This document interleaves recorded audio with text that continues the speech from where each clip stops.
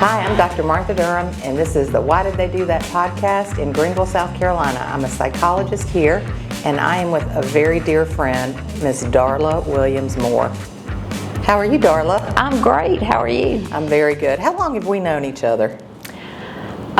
Since the mid-90s, probably. I was trying to count it, and I got tired because it's so many years, but it's at least it's at least 35 years.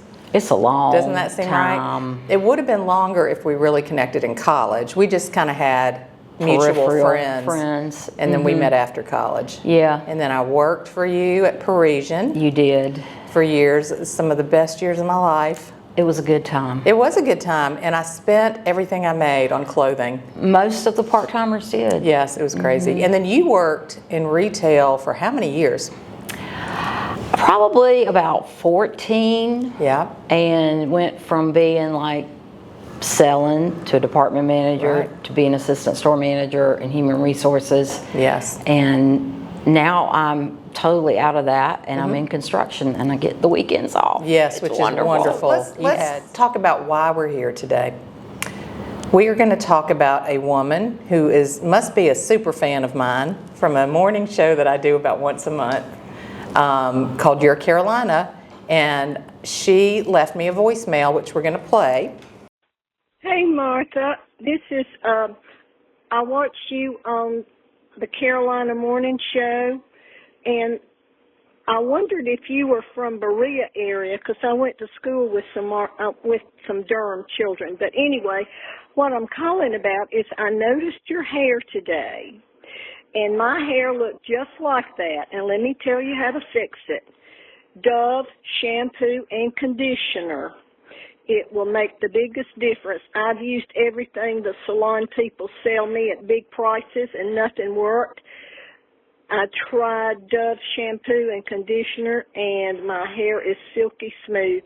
But anyway, I enjoy you being on there. Love it when you co-host. But anyway, do try the Dove shampoo and conditioner. And if you're from Berea, hello to all of us. Bye. And in that voicemail, she needed to instruct me about my hair and what my hair looked like. And as you heard in the clip we just played, I think she thought my hair was frizzy. And we're going to show you a picture of that hair. That day? Yes. Oh, good. Yes. So you heard it. You heard what she said. What do you think about why she told me that? Well, when I first heard it, I got, can you believe that this person left this voicemail for me? Yes. And so I listened to it, and I was like, I don't think she was being that ugly. Yeah, I thought it was hilarious. Yeah. Like, I sent it to all my friends and said, this is so funny. Yeah. I think she was talking to you like I would talk to my sister. Yeah. And saying, oh, I love your show, but girl, we got to do something about that hair. Which was a little frizzy on the day. Yeah. I honestly think she had good intentions and did not mean it in a snarky way. Yeah. Just because you could hear it in her voice, and you could hear what she was like, were you related to those blah, blah, blah. She thought she knew me. Yeah, and and a lot of people do if they see you regularly in the mornings talking about, different things psychologists talk about. And I was going to say crazy things, but we're not supposed to say crazy things, but I said crazy things. Go ahead. I know crazy. She does know crazy. But yeah, I just kind of felt kind of a warmth for her. It was like, oh, she thought she was doing something nice. And, some people would be highly offended. Like, how dare she? Yes. But I'm not, and I wouldn't be, Yeah. I thought it was funny. I really did. I will say, when I was younger and less secure, oh yeah, it probably really would have bothered me. And back then, I probably would have cared a lot more what I look like. So there's something about aging. We've done a show on menopause. There's something about aging where you stop caring. It's very freeing. It is freeing. It is. Yeah, and so I giggled about it. I thought she was funny. But I do think that you're right. She had good intentions. I think she did. Yeah. Some women don't, though. and it's not, sometimes I'll say Southern women because we have that saying, you catch more flies with honey than with vinegar, but I think a lot of women are sort of raised to give what I would call a backhanded compliment. What do you think of that? Yeah, I think so. I don't really hang out with those women. Yeah, we have nice friends. I don't know those women, but Lord, I watched an episode of those Hunting Wives on Netflix. Oh, I've got to watch that. Good Lord, it's like soft porn. And I really got to watch that. yeah, and Doug will love it too. Oh, goodness gracious. I don't think he will. Oh, yes, he will. Okay. But these women are so snarky, and they're so snarky in church, you know, and I'm like, God, does everybody across the country think that us Southern people go to church and treat newcomers like that? And it's just like, I just don't know those people, but I know they're out there. They are out there, and you don't want to know those people. No. I think we reach an age and a security level where I don't want any people around me who don't have my best interest at heart. Correct. But I do think, and I know groups of people like this in this town. I knew them in my hometown of Columbia and other places I've worked, where there's kind of a mean-spiritedness and a gossipy thing. I didn't hang out with those women, or if I was, I cut that off pretty quick, because you can't be sitting with women thinking they don't like me. That's Correct. just terrible.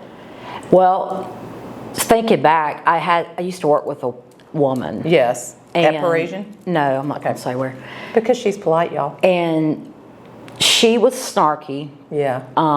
I've been a big girl, 3rd grade. I got put on my first diet. I hear you, girl. And I've been a big girl off my and on mother myself. drugged me to the TOPS meetings when I was 10 years old What at is the a Air TOPS Base. meeting? Is that like Weight Take Watchers? off pounds sensibly. I love it. It's like a low budget Weight Watchers. I got you.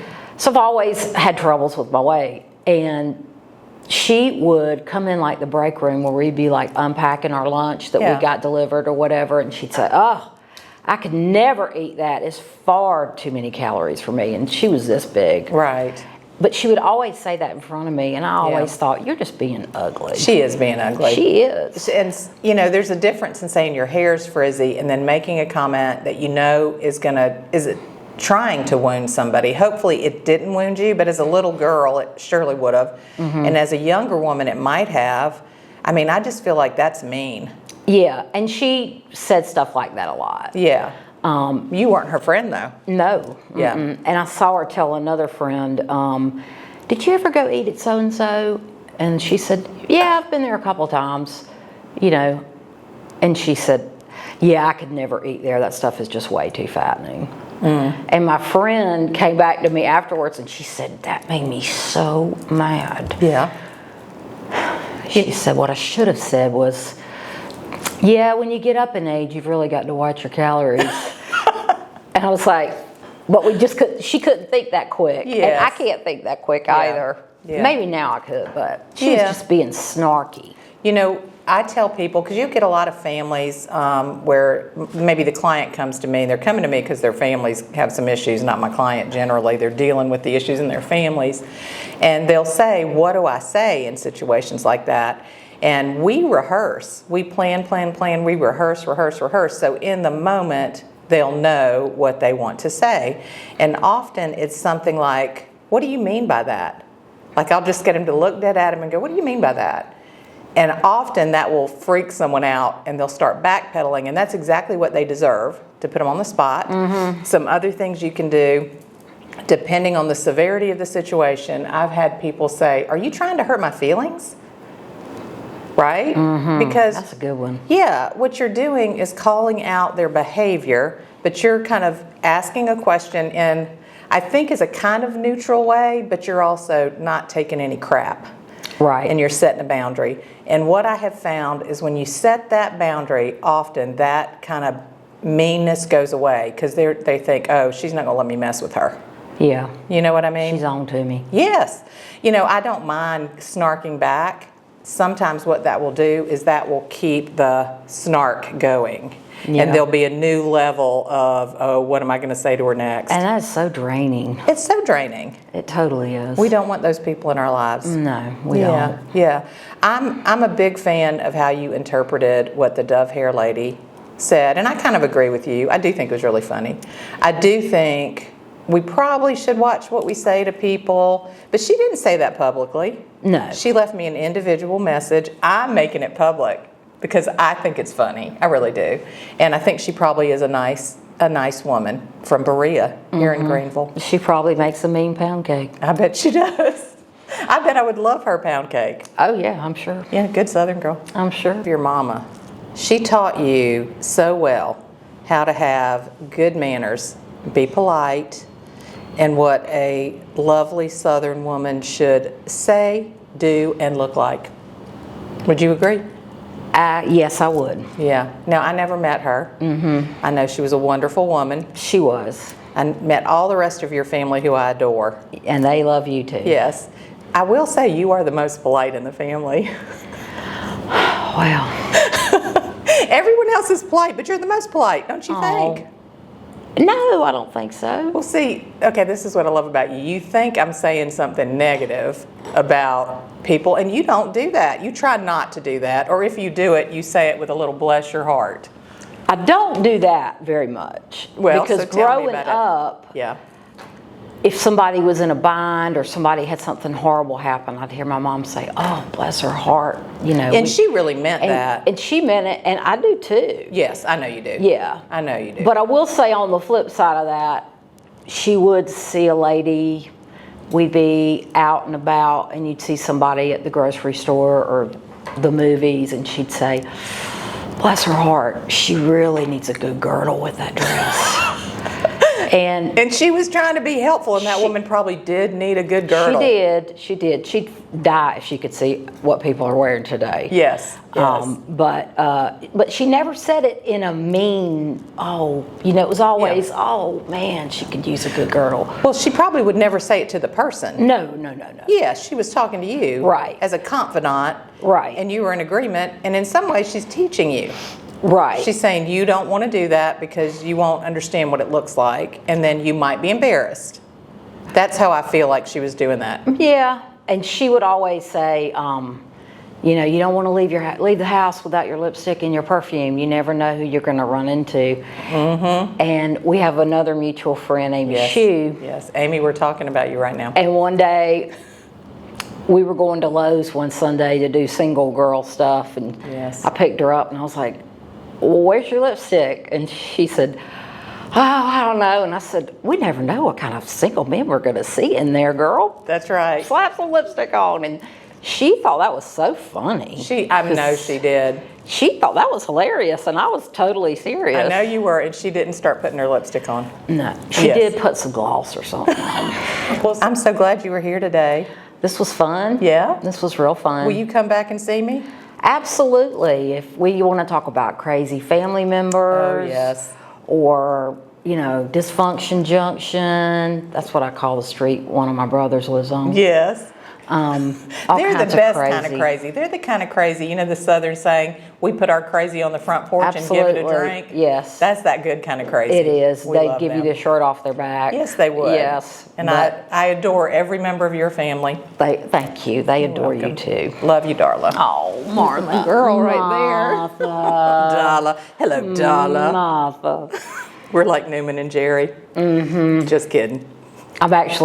That's what your mama used to say. Yes. Martha. She did. My mom was from a foreign land. She was fabulous. She had a big old accent. She did. She did. She used it to her advantage. Yes, she did. All right, y'all. Thank you so much.